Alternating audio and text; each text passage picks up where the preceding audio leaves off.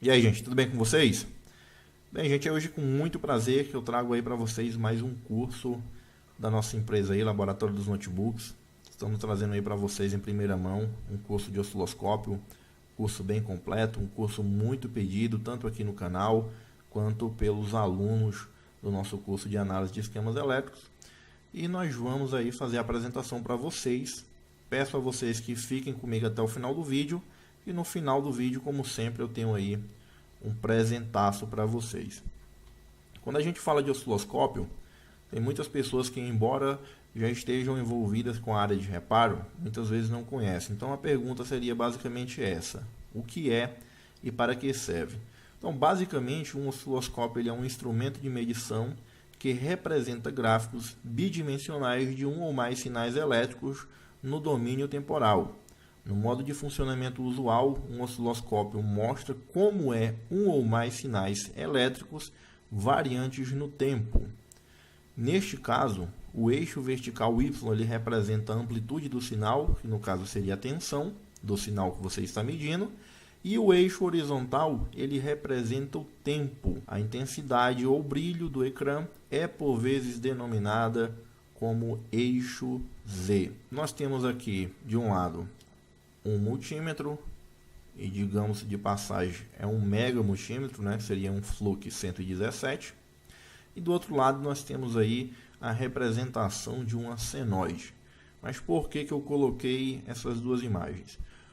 Porque basicamente na nossa bancada nós utilizamos durante o dia a dia um multímetro. E o multímetro, apesar dele nos ajudar muito, toda a informação que o multímetro consegue nos passar é uma informação numérica. Se eu medir uma linha, vamos dizer de 110 volts AC, no meu multímetro ele vai me mostrar 110 volts AC, basicamente. Nem sempre é exato 110 volts, mas ele vai me mostrar aí a numeração de 110 volts. Só que eu estou medindo uma rede alternada. E se é uma rede alternada, quer dizer o quê? Que eu não tenho 110 volts fixos. Esses 110 volts eles estão alternando. Então ele parte de 0 até mais 110 e depois ele parte de 0 novamente até menos 110. Só que o multímetro não mostra isso para a gente. Na placa do notebook, gente, o funcionamento é o mesmo.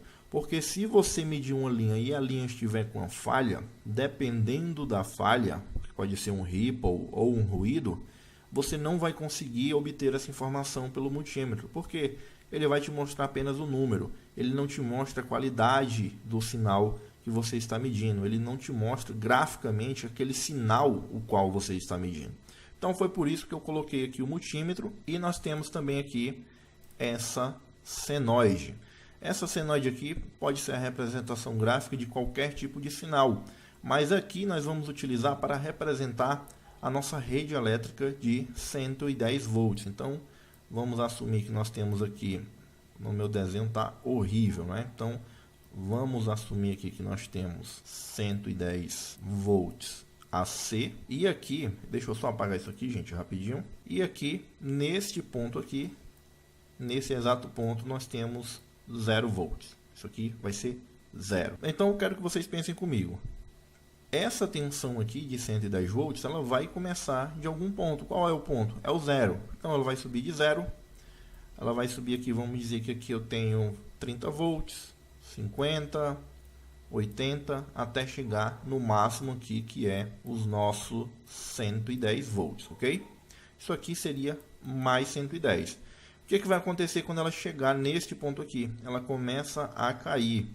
Então vai chegar em um ponto aqui que eu vou ter 0 volts novamente, aí eu começo menos 30, menos 40, menos 80, até chegar neste ponto, onde eu terei menos 110 volts. Isso aqui, o nosso querido multímetro, ele não consegue capturar. Ele vai simplesmente nos apresentar aqui que nós temos 110 volts AC. Tanto é, nós temos que selecionar aqui no multímetro qual é o tipo de fase que nós estamos medindo. Se nós estamos medindo em fase alternada ou se é em fase contínua. Já no osciloscópio não. O osciloscópio, além de ele nos dar essa informação numérica, ele vai nos dar um valor numérico, seria aí aproximadamente 110 volts. Ele também vai nos mostrar como este sinal de 110 volts ele se comporta dentro do espaço-tempo, ou seja, à medida que o tempo vai passando, ele vai se deformando, né? Alguma coisa vai acontecendo e essa informação vai ser representada na tela. Por que isso é importante para nós? Porque muitas vezes você mede ali um sinal de 3,3 volts e aparentemente esse sinal está ok, mas ele não está. E com o multímetro é impossível você detectar essa falha. Você vai precisar realmente utilizar um osciloscópio, porque no osciloscópio, vamos dizer que você tem lá os 3,3 volts, vamos colocar só 3 volts aqui, nós temos lá uma linha, como é uma tensão contínua, né? É para ser contínua, nós temos uma linha. Mas vamos dizer que em determinado momento acontece alguma falha. Essa falha aqui, ela não é bem-vinda no nosso circuito. A placa não admite esse tipo de falha aqui. E isso aqui pode ser o seu problema.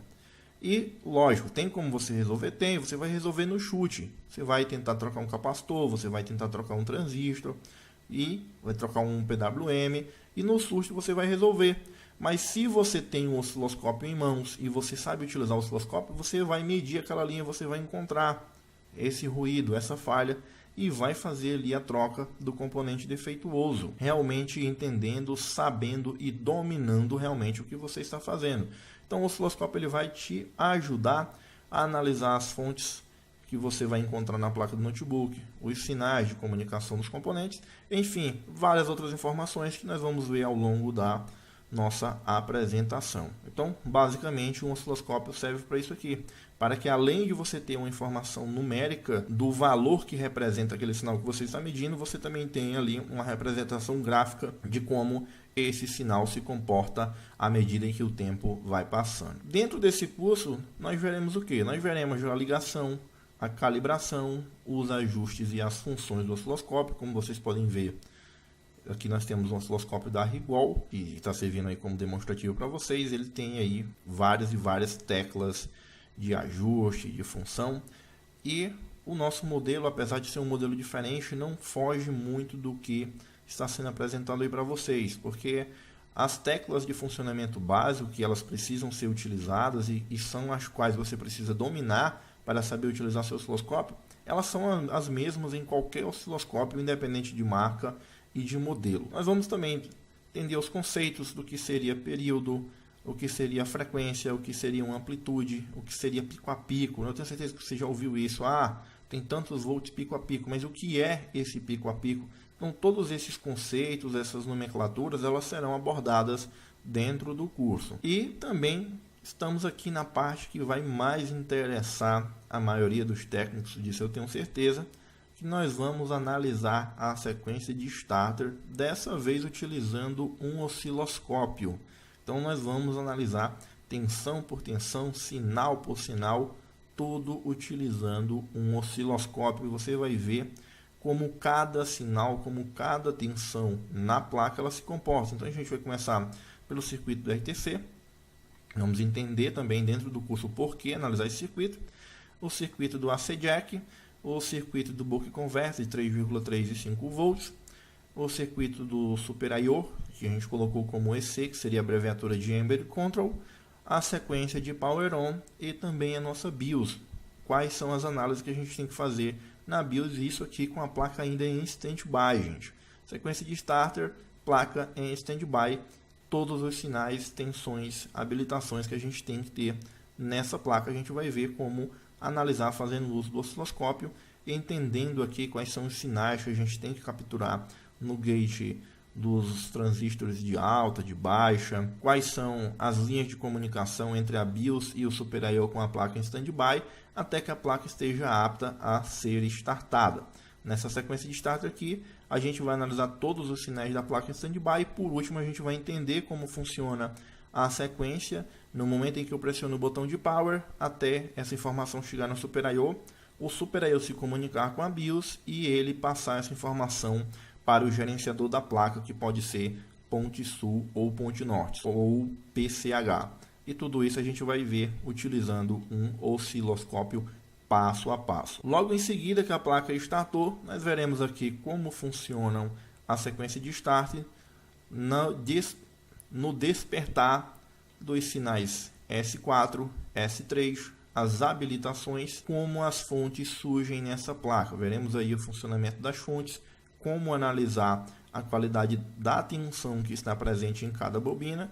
Então seria as fontes de 1.8, 1.5, 1.05, V-Core, 0,75 e também o circuito transfer, que algumas pessoas chamam de tensões terciárias, mas esse daí seria o circuito transfer, que a gente chama aqui no Brasil de transferidor. Logo em seguida, depois que a placa recebe a alimentação do processador, o gerador de clock ele precisa começar a funcionar. E esse gerador de clock, quando ele começa a funcionar, ele vai receber um clock base, que a gente vai ver como medir esse clock, e a partir desse clock ele tem que distribuir clock para a placa inteira, para as memórias, para o processador, para a ponte norte, ponte sul, PCH, o circuito ODD, circuito LVDS, para BIOS, para o Super I/O. Existem várias linhas de comunicação que dependem desse clock que é enviado pelo gerador de clock. Nós veremos como analisar isso passo a passo.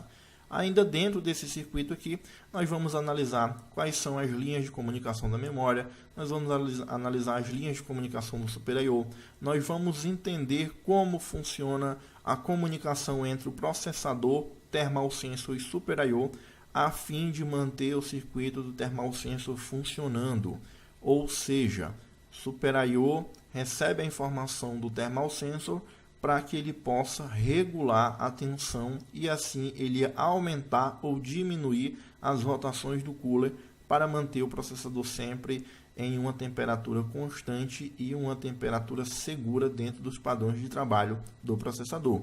Veremos como analisar o circuito LVDS, dessa vez fazendo uso do osciloscópio, quais são os sinais de clock que a gente tem que encontrar e como saber se realmente é uma placa que liga e não dá vídeo, ou se a nossa placa está liberando vídeo e o defeito está na nossa tela ou de repente no próprio cabo LVDS. Depois que a placa está startada, nós ainda temos alguma análise para fazer na nossa BIOS, pois essa BIOS ela tem que estar se comunicando com o Super I/O e no caso de uma placa-mãe com duas BIOS, a segunda BIOS precisa se comunicar com o PCH, senão nós não teremos o sinal de vídeo na tela. E aí a gente vai entender como funciona essa comunicação e se essa comunicação está presente ou não, se será necessário regravar essa BIOS e saber se a nossa BIOS realmente está funcionando. Ainda assim temos a análise do bloco de LPC, que para quem não sabe é o bloco responsável por fazer o controle da comunicação entre o Super I/O e o host da placa, que no caso pode ser tanto ponte sul quanto ponte norte. Bem, gente, eu já apresentei para vocês aí o cronograma do nosso curso. Como é de praxe, os nossos cursos sempre recebem aí várias e várias atualizações ao longo do tempo. E agora eu vou deixar vocês aí com um trechinho aí das imagens do nosso curso para que vocês possam apreciar. E logo, logo eu volto aqui novamente para que nós possamos dar continuidade na apresentação do curso.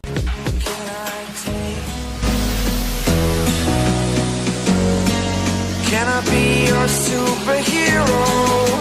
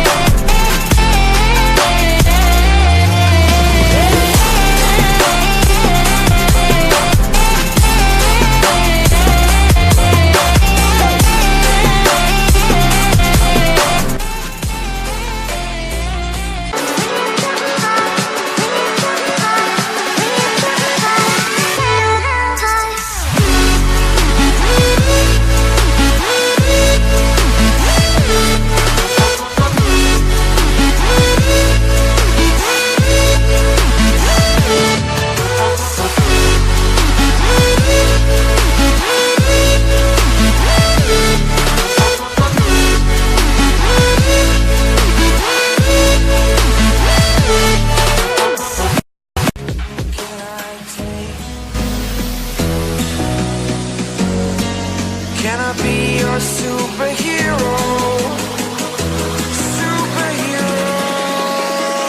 Bem, gente, já estamos aqui de volta e agora nós vamos falar da oferta. Peço a vocês que se segurem aí nas cadeiras, porque eu sei que muita gente vai cair da cadeira neste momento. E não é porque o preço é absurdo não, tá? É porque o preço está realmente ótimo se você levar em consideração que com certeza esse é o curso mais completo que você vai encontrar na internet brasileira e por um preço super acessível. Não existe desculpa para você não estar realizando a sua matrícula agora mesmo.